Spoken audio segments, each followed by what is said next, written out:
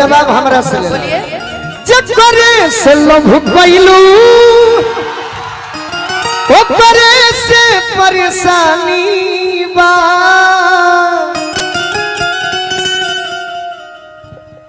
जी dress designer जी ए सनमी करम तारो लागे खानदानी बा ए सनमी करम तारो लागे खानदानी बा। भैया हमरा याद बा कि भैया एक बेर बस्ती के आगे वो कार्यक्रम रहे रहुआ सबसे पहला बेर वही मंच पे गाना गइले रहे हमरा जोरे गलती हो गई के गा देनी आज स्टेज बहुत लोग गा भी देले बा खैर जाए तो मार्केट हुए है लेकिन ओरिजिनल होला है ना तब इनकरा के जवाब देले रहे कि जे करे से लभ कइनी ओह के परेशानी बा कि जे करे से लभ कइनी ओह के परेशानी बा एमे हमारे कसूर नहीं खे ओकर नियत में बेईमानी बा एमे हमारे कसूर नहीं खे ओकर नियत में बेईमानी बा।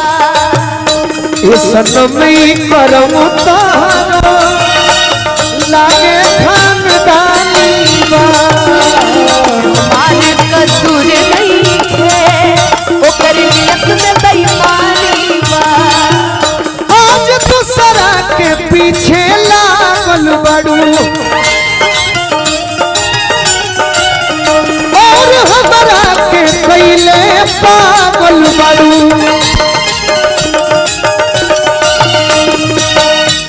के हमरा से प्यार अब चिन्हेलू न यार इहे सोची मन में होखत हैरानी बा ए सनमी करम तहरो लागे खानदानी बा ए सनमी करम तहरो।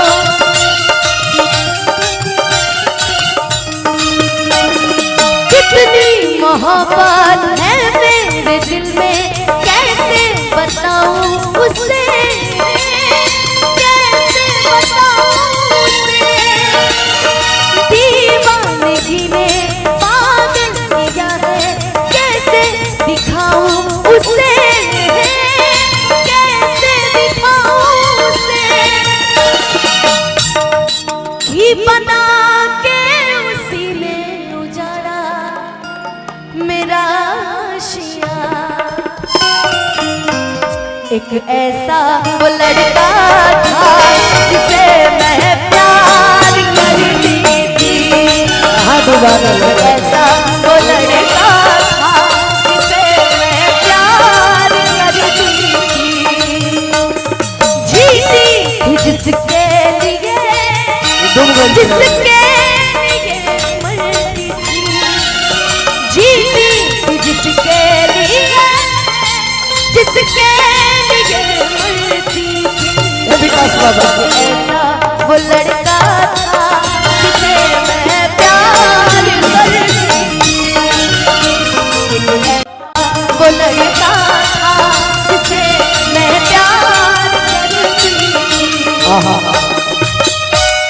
ये मुकेश राय में गलती बा कि तहरा के प्यार में ले जाके डुबा देते रे हम तोहरे में भूला जाते ऐसा नहीं है जानता नहीं गोलू भैया हम कुछ कहती ना बाकी जानल नो कि ऐसे करेला तो अच्छा ना लगे। अच्छा के करता हम तो इहो नहीं जाए तो भैया तारा के हम नाम धरो तू तो घर के ही बड़ा नाम धरो के हो काहे अच्छा, ना अपना मुंह से हम काहे नाम ली जाए भैया सुनो ना हो गइल बा कल तू पावर स्टार जी के जन्मदिन में गई रहलू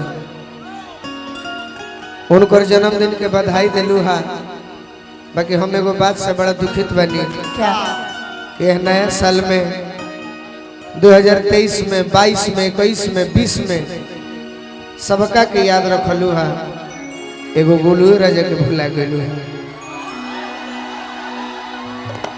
जबकि हम तोहरे खाती 2-4 लाइन सोचनी अच्छा बाकी तू हमारे के पूछलू ना कि नया साल में, अरे नया साल में ये जानू ख्याल करी हो, नया साल में, नया साल में ये जानू ख्याल करी हो, नया साल में।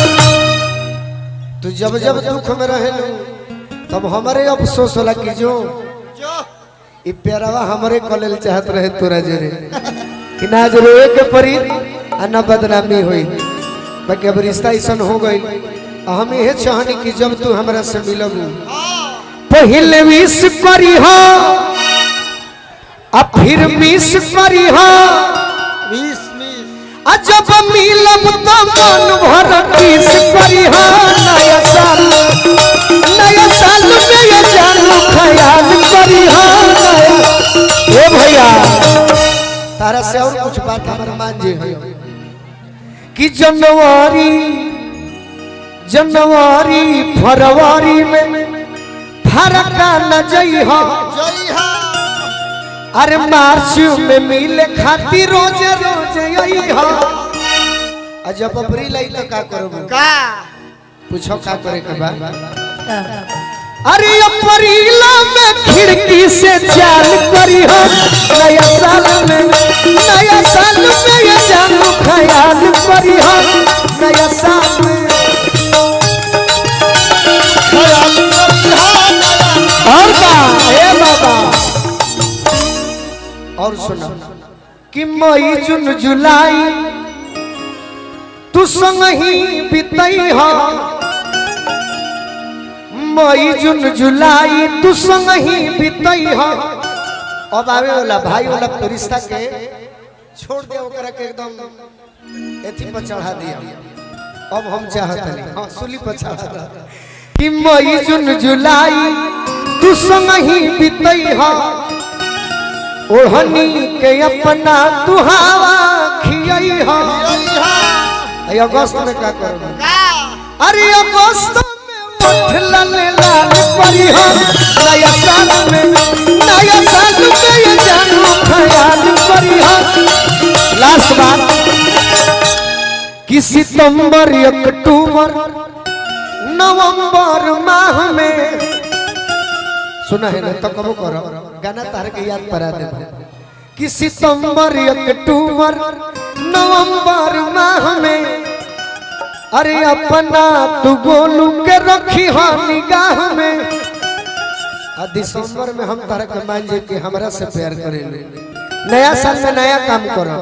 अरे दिसंबर में कमर से कॉल करी हो, नया साल में ये जानू ख्याल करी हो।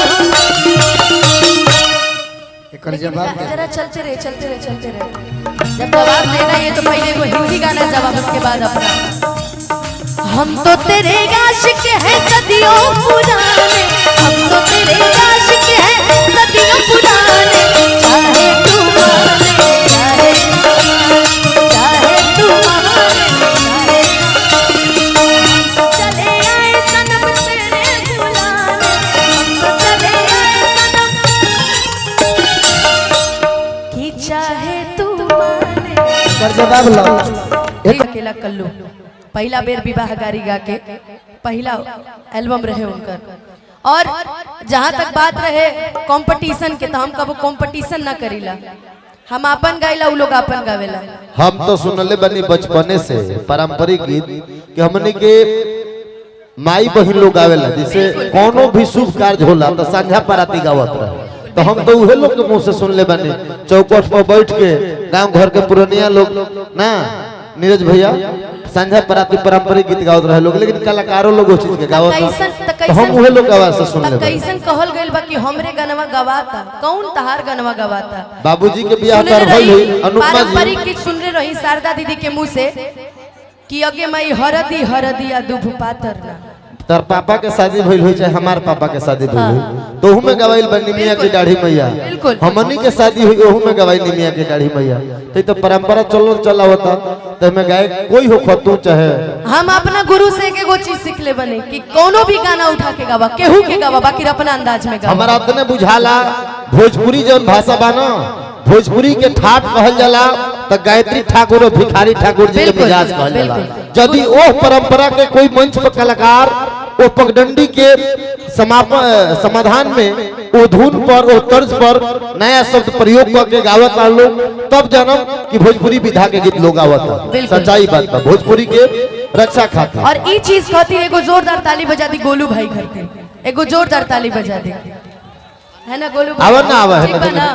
आवा गोलू बाबू आवा ठीक बा ना? आवा अरे बोला दे नो तो तनी हाला करो भाई खातिर। धोती कुर्ता पहन के 23 बरिस के उम्र में दियरांचल के मंच से हम दबा ठोक के आप सबके बीच कहतनी काहे कि संचालन के हमार जरूर काम हटे हर कलाकार के बुलावे के सम्मानित करावे के, लेकिन दबा ठोकीला कि 23 बरिस के उम्र में एगो भोजपुरी के ऐसन बेटा जेकर नाम गोलू राजा बाटे, जेकर लिबास यानी कि कपड़ा के पहनावा धोती कुर्ता गमछा बा, जे भोजपुरी के ओरिजिनल पहचान हो, तो भोजपुरी के ओरिजिनल पहचान खातिर तनी हाथवा उठा के ताली बजा दे भैया। हम बुलाइम गोलू राजा के और मंच पर तमाम स्टेज से वीडियो वायरल बा गोलू राजा नुकमा यादव के जुगलबंदी के सब लोग पसंद कैले बा। उहे जुगलबंदी के जोड़ी आज धमाल मचाई, दियरांचल का हा आ भोजपुरियांचल का हा ए मिजाज के समावेशन में गीत पेश करी है और नुकमा जी साथ में पार्टिसिपेशन निभाई है, तो बड़ा आप सबके मजा आई, अब पैसा वसूल हो।